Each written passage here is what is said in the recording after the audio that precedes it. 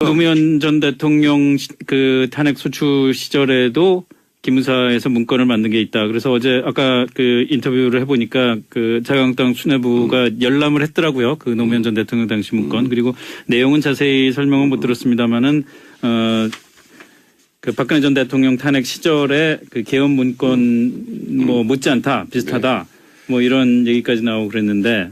글쎄요.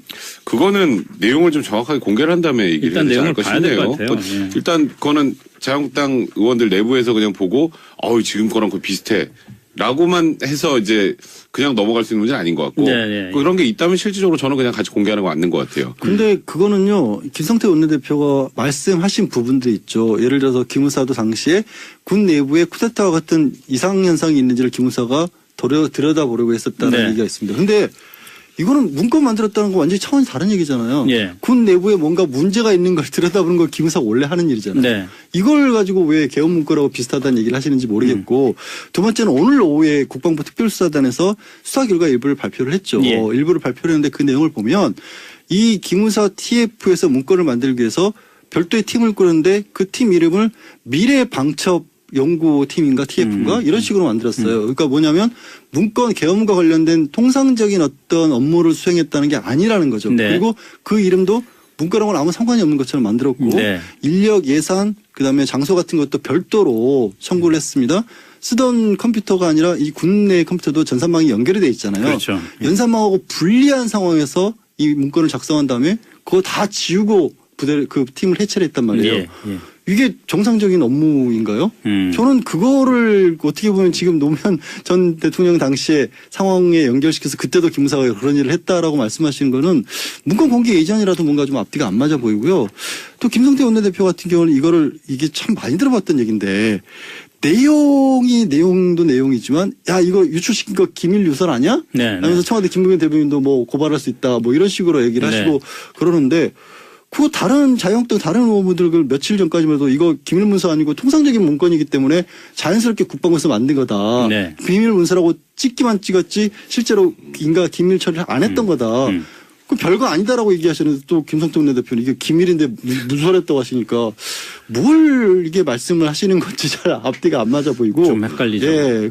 그런 좀 이상해요. 그러니까 지금 김성태 원내대표는 이렇게 얘기를 해요. 이번에 작성된 기무사 문건이 개헌 문건이 진짜 실행계획이었으면 기무사 해체해야 된다.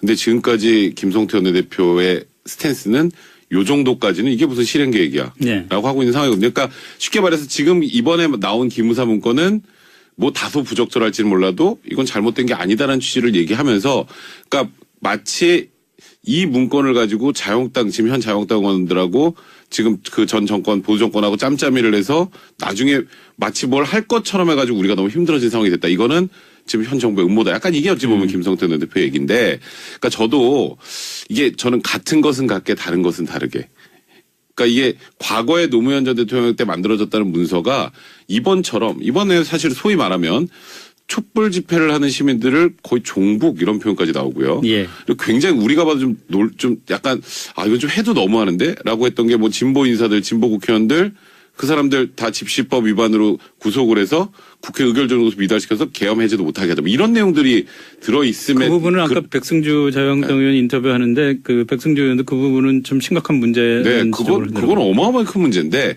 이런 정도의 수준 이건 정말 그 내라는 뭐에 준한다는 얘기가 나오고 있는 상황 아니겠습니까?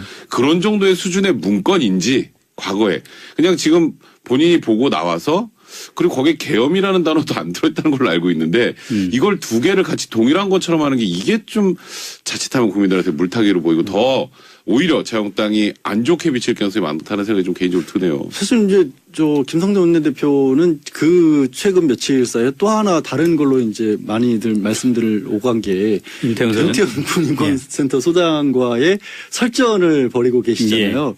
근데 저는 왜 임태훈 군인권센터 소장을 겨냥을 해서 이런 말씀들을 하시는지 모르겠어요. 왜냐하면 처음 뭐 위수령 문건도 시작을 했고 개헌령 문건도 시작을 했던 게 이철희 더불어민주당 의원이 주도적으로 했었지 않습니까? 그러니까 굳이 뭐 여당이나 청와대와 뭐 예를 들어서 유착이 돼 있고 뭐 국방부가 어떤 음모가 있어서 우리를 공격한다고 치면은 여당 국회의원을 공격하는 게 맞지 왜 뜬금없이 이 사단법인 운영하는 민간인을 이렇게 공격하시는지 모르겠어요. 민간단체다 보니까 유출 의혹을 제기하기에 그렇죠. 더 적절하다고 오히려 더 보지 않았을까요? 적절하다. 근데 그러면 이 민간단체 물론 이제 또 이 임태훈 소장이 과거에 이제 더불어민주당의 비례대표 예, 예. 의원시청도 했었던 그리고 예. 민주당과 가깝게 지냈던 그런 전력은 있는데 어찌됐든 2009년도부터 군인권센터를 운영을 해가면서 뭐 윤일병 사건도 폭로를 했었고 네, 맞습니다. 끊임없이 이쪽으로서는 그러니까 뭔가 지금 구도가 군에서 사건 사고가 터지고 비리라든가 이런 게 있으면 어쨌든 제보할 때는 마치 군 인권센터밖에 없는 것처럼 돼 있어요. 사실 좀 그런 면이 있죠. 그동안. 그렇게 보면 자연스럽게 그쪽으로 흘러 들어갈 수 있는 여지가 굉장히 많거든요. 그래서 저는 사실 자유한국당에서 이 부분은 오히려 좀 가슴 아프게 생각해야 된다. 뭐가 가슴 아프냐면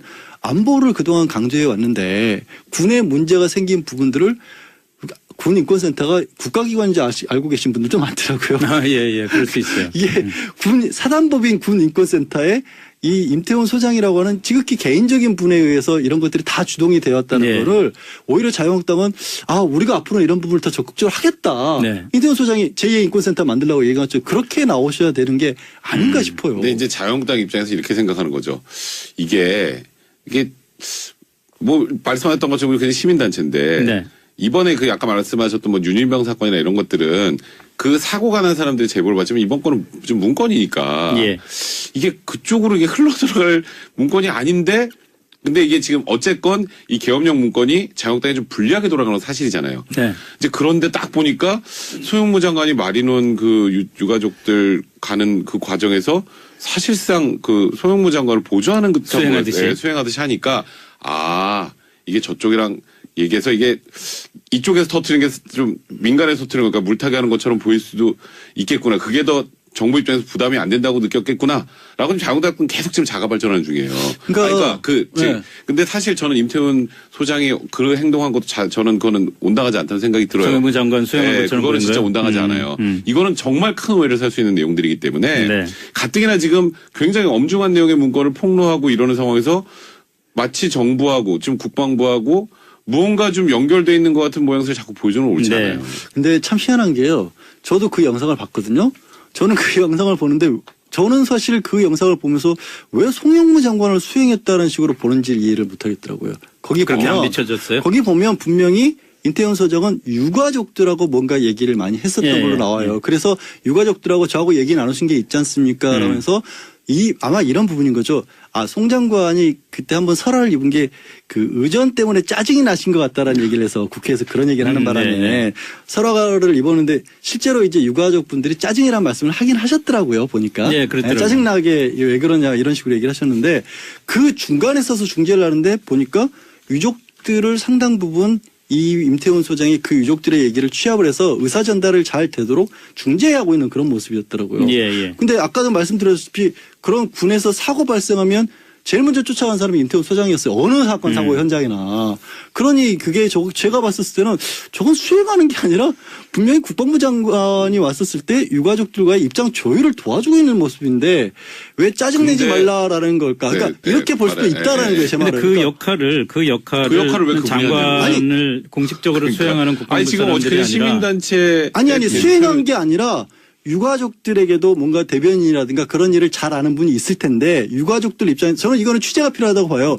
유가족들 입장에서는 그런 문제를 가장 전문적으로 많이 해본 사람이니까 이분에게 어느 정도 얘기를 맡겼을 수도 있다고 봐요. 저는 그거는 간단하게 확인될 거예요. 그러니까 이제 뭐 장관님 만나기 전에 아까 무례하지 않게 하기로 약속하셨잖아요. 그러니까 이거를 왜 지금 국방부 장관 밑에 있는 다른 분들이 아니라 지금 민간인이 사실상 민간이지 않습니까? 예. 아무리 이제 군대 그 내에 있는 인권에 관련된 것 제가 이분이 나쁜 일을 한다는 뜻이 아니고 네. 그분이 여기까지 나서는 건 아니에요. 제가 보기엔 그래요. 그러니까 지금 양 변호사님 말씀이 뭔지 알겠어요. 저도 말이 뭔지는 알겠는데 이런 오해살 행동을 뭐하러 합니까? 그리고 왜 국방부 장관이 거기 현장에 가는데 그 바로 사진은 다 국방부 장관 옆에서 찍혀 있어요. 그 영상만 봐도 불필요하게 오해살 행동을 안 하는 게 좋았다는 생각이 들고 지금 말씀하셨던 것처럼 유가족의 민원을 들어주는 것 같다라는 느낌을 받았다고 하셨잖아요. 그 민원은 임태훈 소장이 듣는 게 아니고요. 국방부 장관 옆에 수행하는 사람 들어있죠. 아니 옆에서 수행하는 그거는 사람들이 제가 보기 이거는 적절하다고 하기는 힘든 아니요. 거예요. 그거는 그러니까 이렇게 같은 사건을 상황을 보면서도 다른 시각으로 보는 거에 차이가 있을 뿐이지 해명된 게 없다라는 거죠. 오해를 하면 오해가 잘못된 것일 수도 있다는 거예요. 그리고 이거는 분명히 언론사에서 간단하게 취재하면 돼요. 유족분들에 가서 임태훈 소장님하고 어떤 얘기들을 나누셨길래 임태훈 소장이 나와서 유족들의 입장을 대변해주고 있습니까? 그거 하나만 확인하면 되는데 그걸 가지고 바로 국방부 장관하고 유착이 됐다라고 비판을 할 거는 그건 또 너무 근거 없는 거죠. 아직까지는. 유착의 비판은 자유한국당이 한 거고. 네, 그렇죠. 그 백 변호사 얘기는. 그러니까 저는 자유한국당에 대해서 얘기하는 거예요. 예. 제가 백 변호사를 비판해서 뭐 하겠습니까? 아니 아까 처음에 그 양모모 변호사 그 얘기한 거에 앙심 땡땡. 그래가지고 문제 제기를 한 거 아닌가 그런 제가 그렇게 생각이 속 좁은 사람은 아닙니다. 아주 좁아요, 은근히. 친근한 느낌이라면서요. 자 이제 정리할 때 됐으니까 그러니까 지금이라도 다시 거죠. 한번 고백을 해보세요. 전화 받았어요 안 받았어요? 제가 곰곰이 저렇게 보는데 어딘가에선가 예. 관련된 판사분의 이름하고 상황에 대해서 해명을 듣긴 들었어요. 근데 그게 거봐. 전화했는지 식사 자리였는지는 기억이 안 나요. 돌려서 얘기해야 되겠네. 하는데 라고 했던 게 뭐 진보 인사들, 진보 국회의원들 그 사람들 다 집시법 위반으로 구속을 해서 국회 의결정에서 미달시켜서 계엄 해제도 못하게 하자. 뭐 이런 내용들이 들어있음에. 그 부분은 아까 백승주 자유한국당 의원 인터뷰하는데 그 백승주 의원도 그 부분은 좀 심각한 문제라는 네, 그건 어마어마하게 큰 문제인데 이런 정도의 수준, 이건 정말 그 내라는 뭐에 준한다는 얘기가 나오고 있는 상황 아니겠습니까? 네. 그런 정도의 수준의 문건인지 과거에 그냥 지금 본인이 보고 나와서 그리고 거기에 계엄이라는 단어도 안 들어있다는 걸로 알고 있는데 이걸 두 개를 같이 동일한 것처럼 하는 게 이게 좀 자칫하면 국민들한테 물타기로 보이고 더 오히려 자유한국당이 안 좋게 비칠 가능성이 많다는 생각이 좀 개인적으로 드네요. 사실 이제 김성태 원내대표는 그 최근 며칠 사이에 또 하나 다른 걸로 이제 많이들 말씀들을 오간 게 임태훈 군인권센터 소장과의 설전을 벌이고 계시잖아요. 예. 근데 저는 왜 임태훈 군인권센터 소장을 겨냥을 해서 이런 말씀들을 하시는지 모르겠어요. 왜냐하면 처음이 뭐 위수령 문건도 시작을 했고 계엄령 문건도 시작을 했던 게 이철희 더불어민주당 의원이 그렇죠. 주도적으로 했었지 않습니까? 그러니까 굳이 뭐 여당이나 청와대와 뭐 예를 들어서 유착이 돼 있고 뭐 국방부가 어떤 음모가 있어서 우리를 공격한다고 치면은 여당 국회의원을 공격하는 게 맞지 왜 뜬금없이 이 사단법인 운영하는 민간인을 이렇게 공격하시는지 모르겠어요. 민간 단체다 보니까 유출 의혹을 제기하기에 더 적절하다고 오히려 더 보지 않았을까요? 적절하다라. 근데 그러면 이 민간 단체 물론 이제 또 이 임태훈 소장이 과거에 이제 더불어민주당의 비례대표 의원 신청도 했었던 그리고 민주당과 가깝게 지냈던 그런 전력은 있는데 어찌됐든 2009년도부터 군인권센터를 운영을 해가면서 뭐 윤일병 사건도 폭로를 했었고 끊임없이 이쪽으로서는 그러니까 뭔가 지금 구도가 군을 해체를 했단 말이에요. 이게 정상적인 업무인가요? 저는 그거를 어떻게 보면 지금 노무현 전 대통령 당시에 상황에 연결시켜서 그때도 기무사가 그런 일을 했다라고 말씀하시는 거는 문건 공개 이전이라도 뭔가 좀 앞뒤가 안 맞아 보이고요. 또 김성태 원내대표 같은 경우는 이게 참 많이 들어봤던 얘기인데 내용도 내용이지만 야 이거 유출시킨 거 기밀 유설 아니야? 하면서 청와대 김부겸 대변인도 뭐 고발할 수 있다 뭐 이런 식으로 얘기를 하시고 그러는데 그거 다른 자유한국당 다른 의원분들 그 며칠 전까지만 해도 이거 기밀문서 아니고 통상적인 문건이기 때문에 자연스럽게 국방부에서 만든 거다. 비밀문서라고 찍기만 찍었지 실제로 인가 기밀 처리를 안 했던 거다. 그 별거 아니다라고 얘기하시는데 또 김성태 원내대표는 이게 기밀인데 누설했다고 하시니까 뭘 이게 말씀을 하시는 건지 잘 앞뒤가 안 맞아 보이고 좀 헷갈리죠. 예, 그럼 좀 이상해요. 그러니까 지금 김성태 원내대표는 이렇게 얘기를 해요. 이번에 작성된 기무사 문건이 계엄 문건이 진짜 실행 계획이었으면 기무사 해체해야 된다. 근데 지금까지 김성태 원내대표의 스탠스는 요 정도까지는 이게 무슨 실행 계획이야. 라고 하고 있는 상황이거든요. 그러니까 쉽게 말해서 지금 이번에 나온 기무사 문건은 뭐 다소 부적절할지는 몰라도 이건 잘못된 게 아니다라는 취지를 얘기하면서 그러니까 마치 이 문건을 가지고 지금 현 자유한국당 의원들하고 지금 그 전 정권 보수 정권하고 짬짬이를 해서 나중에 마치 뭘 할 것처럼 해가지고 우리가 너무 힘들어진 상황이 됐다. 이거는 지금 현 정부의 음모다. 약간 이게 어찌 보면 김성태 대표 얘기인데, 그러니까 저도 이게 저는 같은 것은 같게 다른 것은 다르게.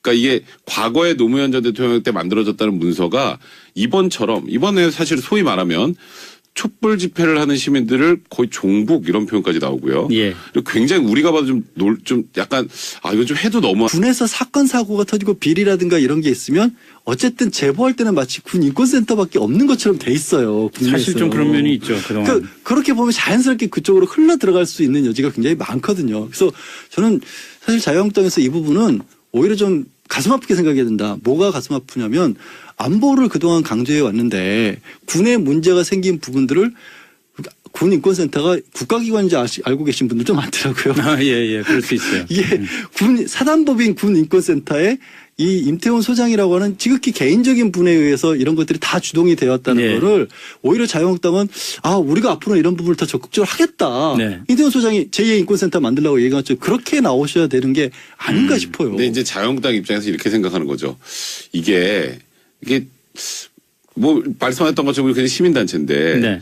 이번에 그 아까 말씀하셨던 뭐 윤일병 사건이나 이런 것들은 그 사고가 난 사람들이 제보를 받지만 이번 건은 좀 문건이니까 예.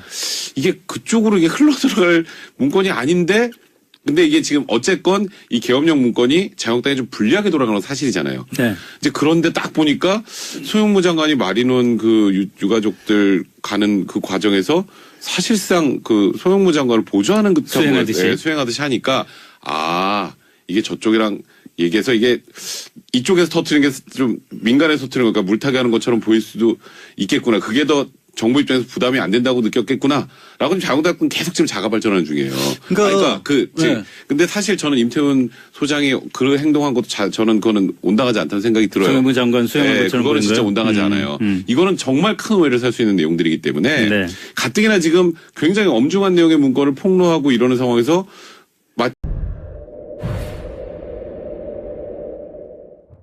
노무현 전 대통령 그 탄핵 소추 시절에도 기무사에서 문건을 만든 게 있다. 그래서 어제 아까 그 인터뷰를 해보니까 그 자유한국당 수뇌부가 열람을 했더라고요. 그 노무현 전 대통령 당시 문건. 그리고 내용은 자세히 설명은 못 들었습니다만은 그 박근혜 전 대통령 탄핵 시절에 그 계엄 문건 뭐 못지않다 비슷하다 뭐 이런 얘기까지 나오고 그랬는데 글쎄요.